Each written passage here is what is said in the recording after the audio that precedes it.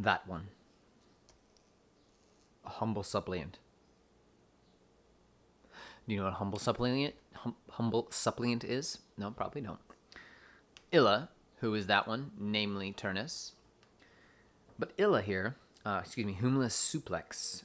Humilis comes from humus, meaning the earth, the ground. So somebody who has been humiliated has been brought low, brought to the ground. Something that is humble is figuratively low to the earth. Now, again, figurative and literal. He is humiliated. He chucked that rock. It went nowhere. That spear he tried to block with his shield has just penetrated his thigh, his femur. Aeneas has humiliated him, so in that way he is humilis, but he's also been driven to the earth, and he is on the ground.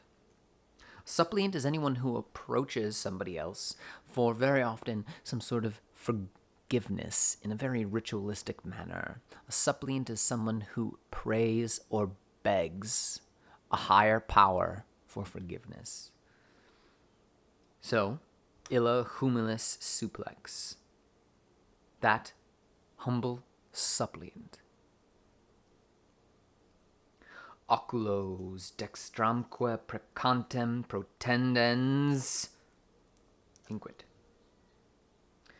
That humble suppliant protendens, stretching forth his eyes and his praying right hand. Some nice rhetoric right there. Oculos, his eyes. His eyes aren't literally stretching forth out of his skull, right? They are beseeching eyes. He's praying Aeneas, who has approached at this point, with his eyes, looking desperately into Aeneas' face, and he's stretching his praying right hand, which of course is a transferred epithet. Praying. He is the one who's praying, but his hand is reaching up in a gesture of defeat, prayer, humility. And so what we have here, we didn't get a lot of them this year, but it's a zoigma. A zoigma. Yes, it's the yoking of like and unlike things, the bringing together of like and unlike, usually concrete and abstract. Eyes and right hand. They're very unlike, right? Eyes, hand. Oh wait, the eyes again. Oh my gosh, something's building up here. Stretching forth the eyes and the praying right hand, he says, indeed, I deserve. I like to infer an id or maybe a hawk this. Indeed, I deserve this, and I am not complaining, and I don't literally pray down. And I'm not making excuse. It means to like make an excuse in an empty, vain way. Indeed, I deserve this, and I'm not begging off. I'm not making an excuse. Tricky here. Here's a deponent command. Utor goes with the ablative. Enjoy your fate. Enjoy your fate. These are Turnus' last words, or maybe not. Maybe they aren't his last words. I don't know. I do know I've read this before. Miseri te si qua parentis tangere cura potest. Tricky line. There's some anastrophe, right? The C really wants to go at the beginning. The C is a conjunction. It really wants to go at the beginning of this clause. Qua is really aliqual. After si nisi numene, Ali takes a holiday. Even in quarantine. Qua, although some of those restrictions have been lifted now, so after si nisi numene, si, Ali takes a holiday. So this is really aliqua. And I'm going to put it with cura. Si, qua, cura, miseri parentis. That's genitive, so genitives are just going to be going with the thing they're describing, namely the cura, the qua cura, aliqua cura. If any care of a wretched parent is able to tango tangere, touch you. Now, what's this getting at? So here he is. He's that humble suppliant, low to the earth. He's begging for something. What is he begging for? He's going to beg for one of two things. Either mercy and let him return home, spare his life? Or what is our Homeric value? What is the Homeric value? That if even Aeneas decides to kill Turnus, that Aeneas follows through in the Homeric etiquette to return that body home without desecration for proper burial. That's what he's going to beg for right here. He is begging really no more than what he could expect reasonably. That Camilla, for instance, gave to her vanquished foes. If any care of a wretched parent. Why wretched? Because they've sent their child off to war. They've sent their child off to war. Of course, there's anxiety there, right? They want the child to return home. Who doesn't want their child to return home safely from war no matter what? Spartan mothers. Spartan mothers.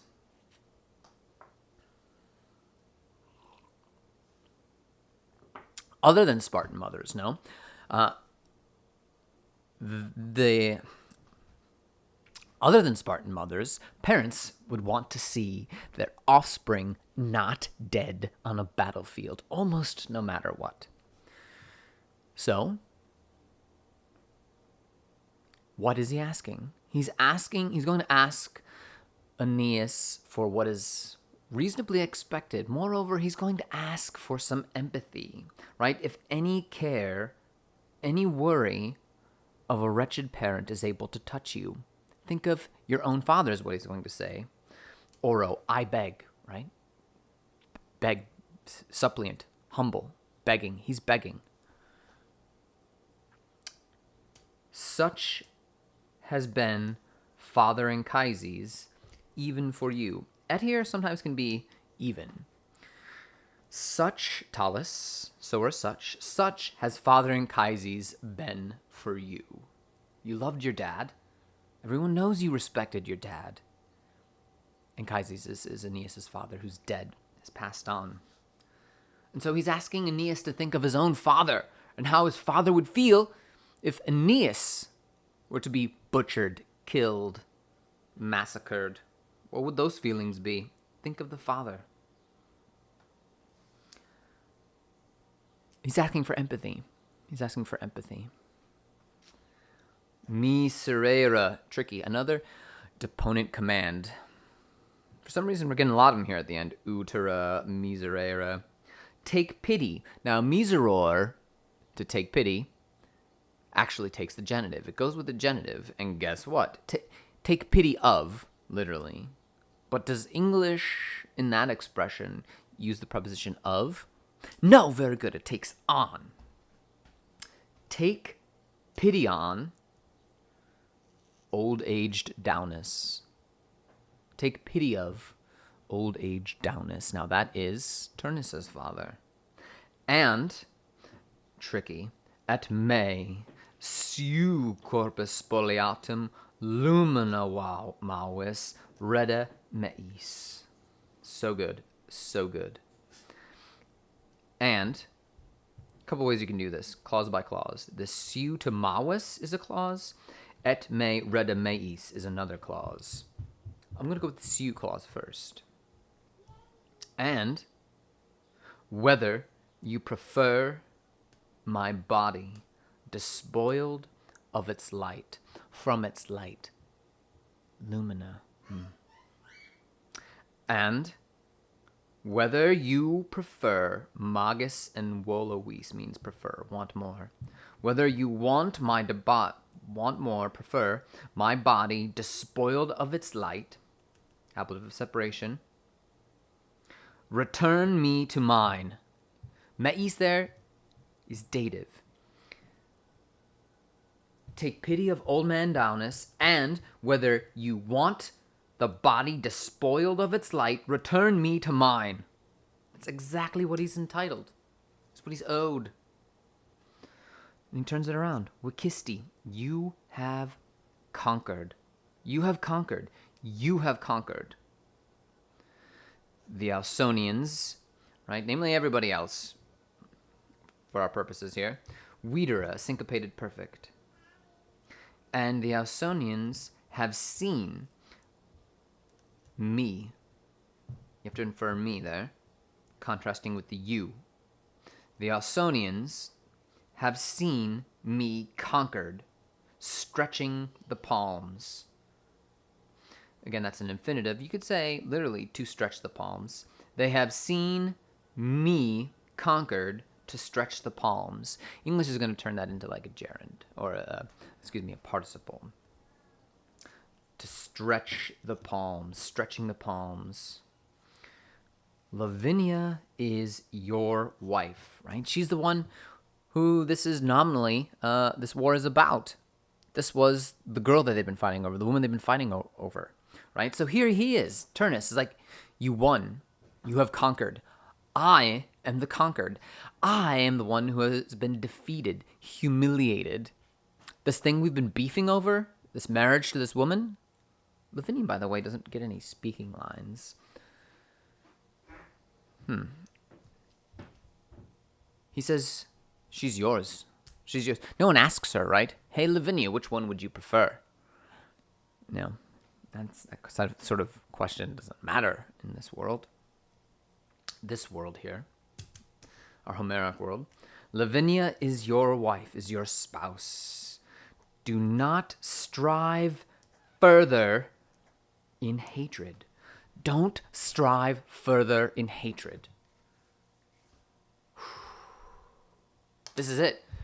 Aeneas is supposed to be different. Who, to the end, pursued the death of Hector in hatred, in absolute burning anger. It was Achilles. Achilles, who's, a lot of you in the Kia article said that Homeric heroes do this, right? It's something they do. That article is about when things go wrong, right? Achilles isn't the standard hero, right? He's the rule breaker. That story is about the rule breaker. Epics are about extraordinary beings who break rules. Paradise Lost, one of the first major epics in English by John Milton. It's an epic, and there's an epic hero. And who is the epic hero? It is Satan. Lucifer is the hero, right? The rule breaker, the most beautiful, the most ambitious. Most of these heroes are a lot of them are going to conform to the rules, the etiquette. Achilles was out of bounds. Here is our defeated, subjected, admitting defeat Turnus.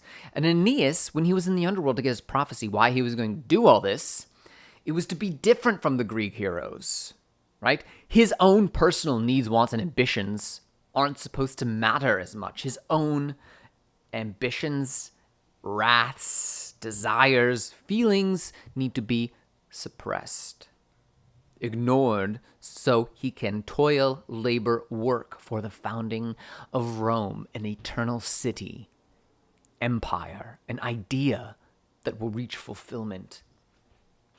It'll bring justice and laws and civilization wherever it goes. It cannot be delayed. It cannot be interfered with by personal passion.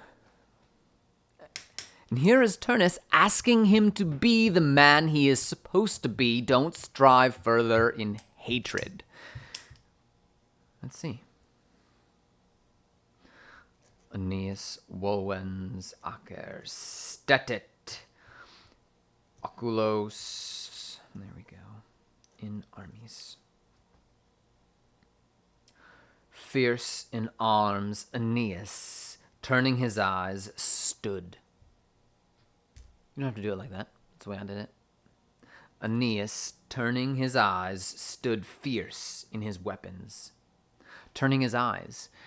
What does that mean? Volens oculos. We've talked about the eyes quite a bit. So, Aeneas was looking at Turnus, probably intending to kill him, stab him. But then he makes this speech. Turnus makes this speech as the humble suppliant. And his eyes turn away from Turnus, presumably thinking about what he said. and considering sparing him at the very least, because that's what he's supposed to do. That's what he's been told, to war down the arrogant. His father in the underworld told him to war down the arrogant and forgive the defeated. That's what a Roman hero is supposed to do. That's what a Roman man is supposed to do. Clemency, magnanimity, those are all Latin words. War down the arrogant and forgive the subjected, the defeated. That's exactly who Turnus is. He is the defeated, and he's supposed to be spared in a very Roman way. And he pulled back his right hand, presumably the one that held his sword. So he's about to stab him, and then the speech happens, and then he listens, and he's about to put the sword away, presumably.